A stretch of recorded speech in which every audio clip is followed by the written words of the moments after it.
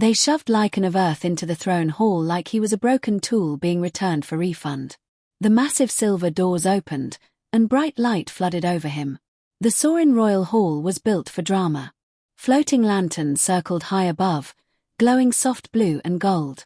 The marble floor shined like frozen water. Rows of nobles stood on both sides, their long pointed ears tilted backward in anger. Lycan tried to smile. That was a mistake. One noble gasped loudly as if showing teeth was a threat. The guards pushed him forward until he stood before Queen Valoria, ruler of 7 systems, feared for her strict justice. She sat tall on her throne, skin glowing pale like starlight. Her golden hair fell in perfect waves. Her eyes were sharp, calm, and dangerous. Lycan knelt because the guards forced him to. Cold marble pressed against his knees. A court official stepped forward. Lycan of Earth. You are accused of sabotage. A diplomatic transport crashed after your repairs. 1 life was lost. The hall filled with angry whispers. Lycan swallowed. That ship didn't crash because of me, he said carefully. It crashed because it was old and poorly maintained. I repaired what I could. More whispers. Louder this time. Present the evidence, the Queen ordered. Screens appeared in the air. Engine footage. Repair logs. Lycan recognized his work immediately. Clean wiring. Stable power lines. Balanced energy flow. No sabotage. But someone had altered the system after him. My queen, Lycan said. Those engine coils were tampered with after I finished. Someone wanted that ship to fail. Silence. The queen's eyes narrowed. A pilot is dead. Lycan lowered his head. I know. And I swear I did not cause it. The tension in the hall felt heavy enough to crush bone.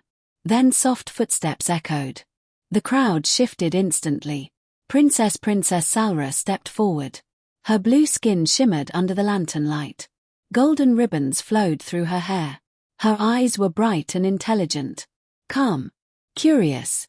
She walked straight toward Lycan. Rise, she said softly. He blinked. She took his hand and pulled him to his feet. Gasps exploded around the hall. Then she turned to her mother and said clearly, Mother, I wish to take this human as my husband. Chaos erupted. Nobles shouted. Advisors argued.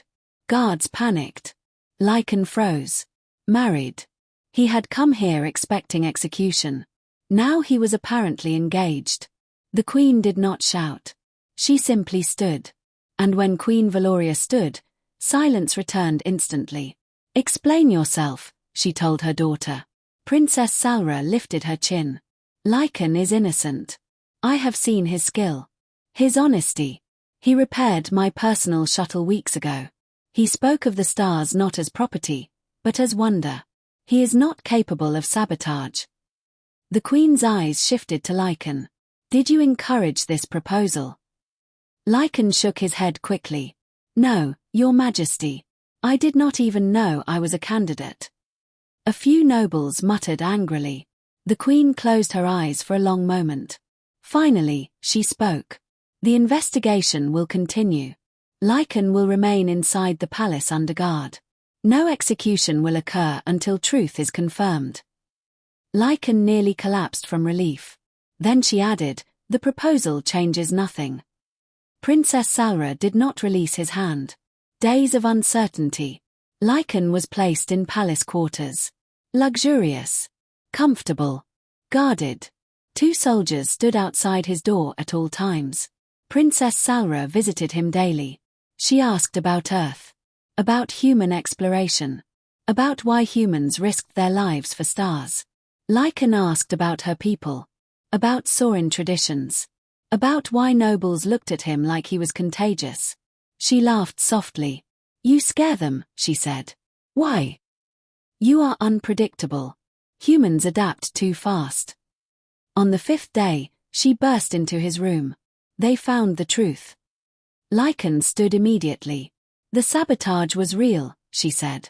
But not by you. High Council members altered the engine to weaken my mother's rule. They planned to blame a human. Lycan blinked. So I was a political sacrifice. Yes. And what happened to them? My mother handled it. That tone meant the council members would never cause trouble again. Moments later, guards summoned Lycan to the throne hall again. This time he walked without being pushed. Queen Valoria looked different now. Not angry. Controlled. Lycan of Earth, she said. You were framed. You are innocent. Relief flooded him. You are free. He exhaled. But, she continued, there remains the matter of my daughter. Princess Salra stepped beside her. My choice stands. The queen studied them both. If you are to stand beside my heir, human, you must prove loyalty not only to her, but to this empire. Lycan met her gaze. I will. The queen nodded once. Then my blessing is given. The hall erupted in stunned applause. A human engineer had just been accepted into the royal line. The threat no one expected. That night, Lycan and Salra stood on a high balcony overlooking the glowing soaring capital. Airships floated like slow stars above the city. I did not expect to survive this week, Lycan admitted. Salra smiled. Neither did half the court. Before he could respond, the sky flickered. At first it looked like a storm. Then alarms screamed across the city. Red light flashed. Energy shields activated above the palace. Lycan's stomach dropped. That is not weather, he said. Above them, space itself rippled. A massive warship emerged from hyperspace. Black. Angular. Armed. Salra's face went pale. The Dravath Dominion. The name spread through the city like poison. The Dravath were conquerors. Cold. Efficient. Merciless. A communication beam locked onto the palace tower. Queen Valoria's voice echoed across the balcony. All defense units prepare for combat. Lycan's engineering mind shifted instantly into focus. Where are your shield generators? He asked Salra. Below the western tower. If they target power cores first, shields collapse. They will, she said quietly. The enemy ship fired. Blue plasma slammed into the planetary shield. The sky cracked with light. Palace guards rushed onto the balcony. Princess, you must come inside. No, she said firmly. I will not hide. Lycan grabbed her hand. Take me to the shield control. She stared at him. You are not military. No, he said. But I fix impossible machines. Another blast struck the shield.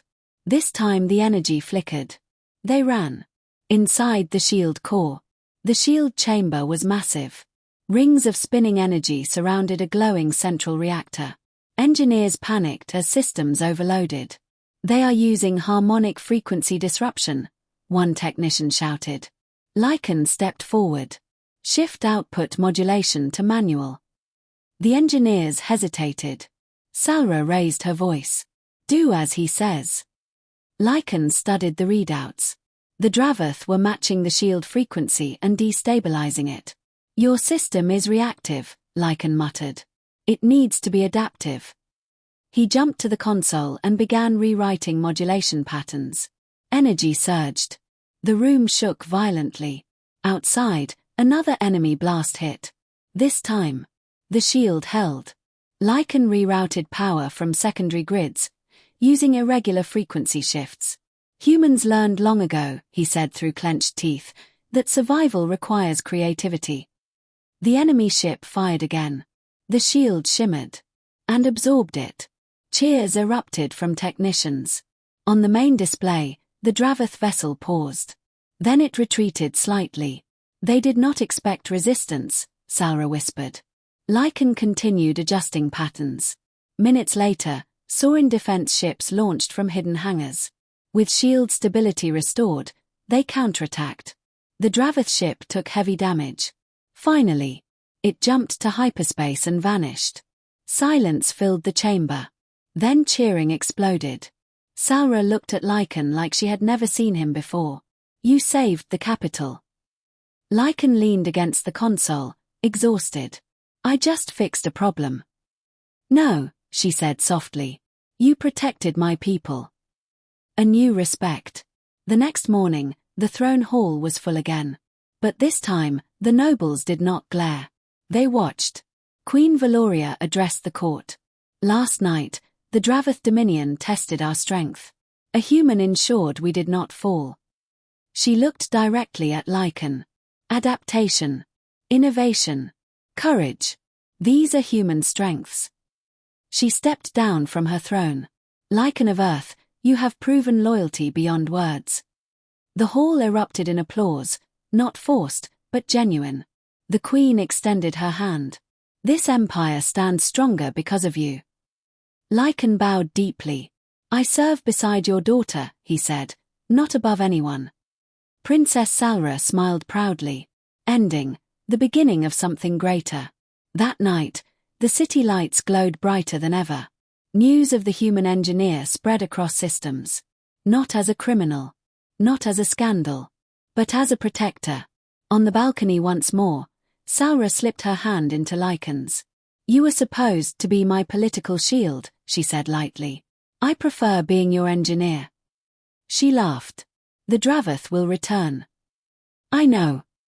And politics will grow more dangerous. I know. She looked at him carefully. Do you regret staying? Lycan watched the stars above the capital. No, he said. Humans are good at surviving.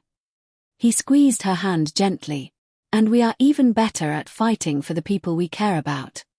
Far beyond the planet, hidden in dark space, a damaged Dravath commander studied battle data. Prepare a larger fleet, the alien ordered. Next time, we do not test them. Back on the balcony, Lycan felt something shift inside him. He had arrived as an accused criminal. He had become something else. Not just a fiancé. Not just an engineer. But a symbol. And this was only chapter 1. The Empire would soon learn exactly why underestimating humanity was the greatest mistake in the galaxy. The celebration lasted less than 12 hours. At dawn, every alarm in the soaring capital screamed again. Lycan woke to the sound of heavy boots running past his chamber door. The floor trembled. The air itself felt tense. The guards outside his room did not look confused this time. They looked afraid. A palace officer burst in without ceremony. Lycan of Earth. The Queen summons you. Immediately. That fast? Lycan muttered, pulling on his boots. Can I at least panic properly first? No time. That was never a good sign. The fleet in the dark. The throne hall was no longer ceremonial. It had transformed into a war command center. Holographic projections filled the air. Red symbols blinked across a massive star map. Military officers moved quickly between stations. At the center stood Queen Valoria, calm but radiating controlled fury. Beside her stood Princess Salra, eyes sharp and focused. Lycan approached. Tell me it's a small problem, he said. Salra looked at him. It is not. The star map zoomed outward. Lycan's breath slowed. Not one enemy ship. Not 10. An entire fleet. Massive black warships drifted at the edge of the system like predators waiting for permission to attack.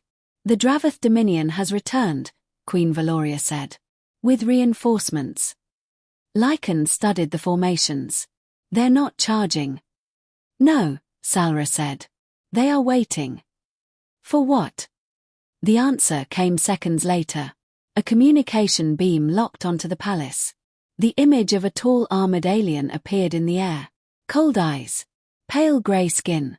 Voice like metal scraping stone. I am High Commander Vorex of the Dravath Dominion, the being announced. You harbor a human who interfered in our strategic strike. Deliver him to us, and we will spare your capital.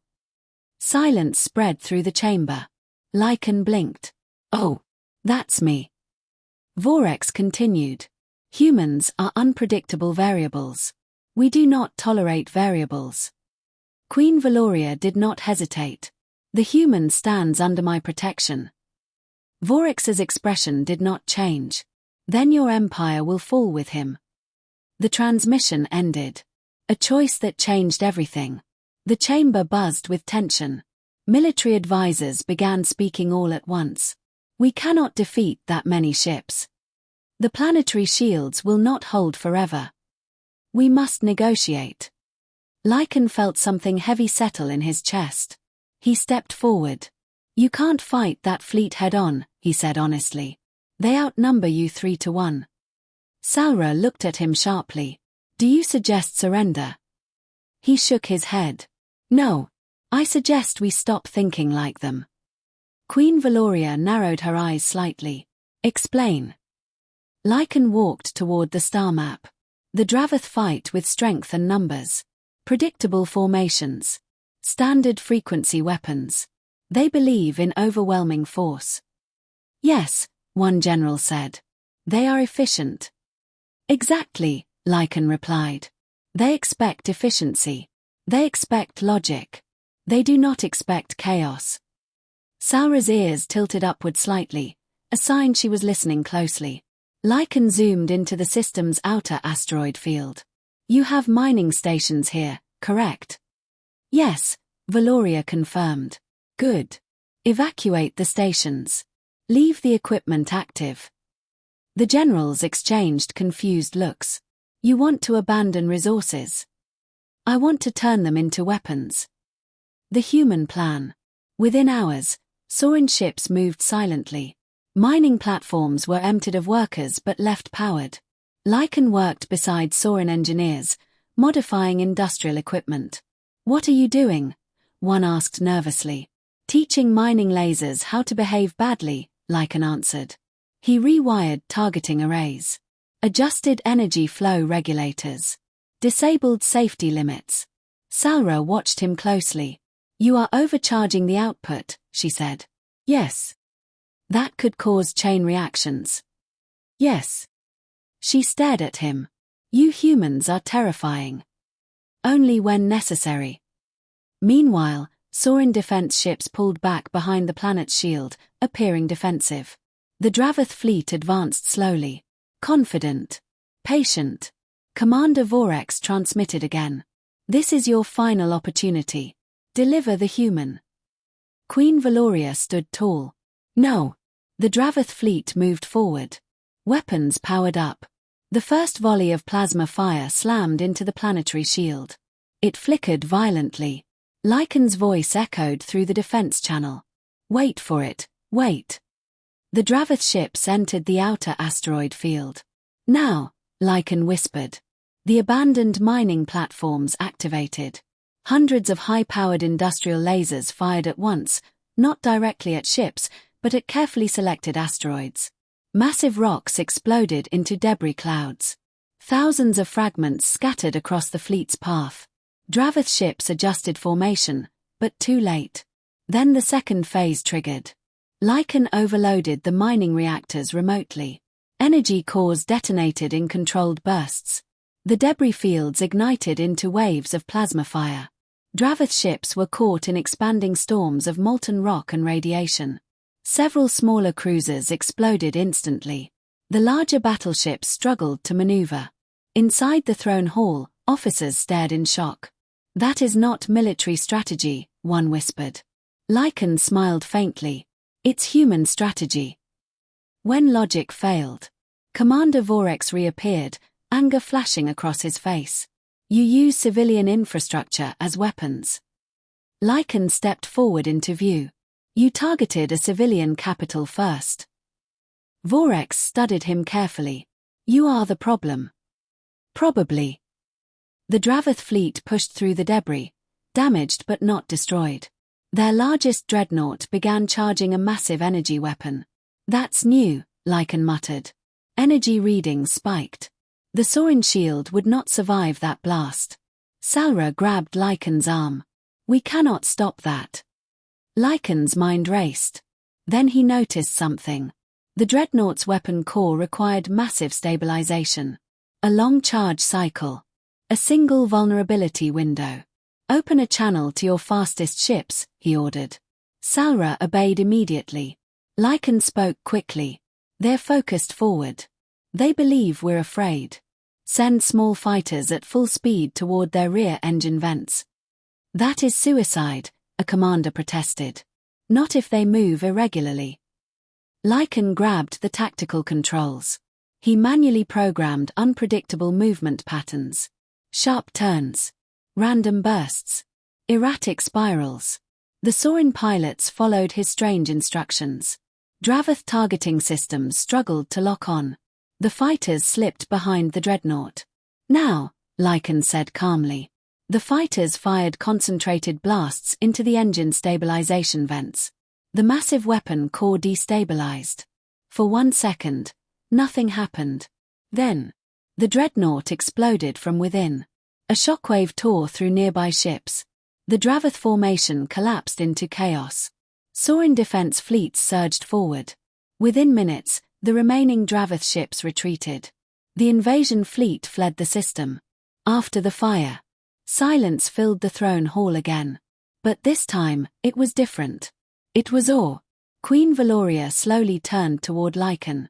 You fight without following rules. Lycan shrugged weakly. We follow one rule. And that is, protect the people beside us. Salra looked at him with pride shining in her eyes. You did not kneel, she said softly. Lycan met her gaze. Humans kneel for respect, not for threats. Outside, citizens cheered as news spread. The human had once again changed the outcome. Not with strength alone, but with creativity, with courage, with refusal to surrender. The warning. Later that night, Lycan stood alone on the balcony. Stars burned quietly above. Salra joined him. You saved us again, she said.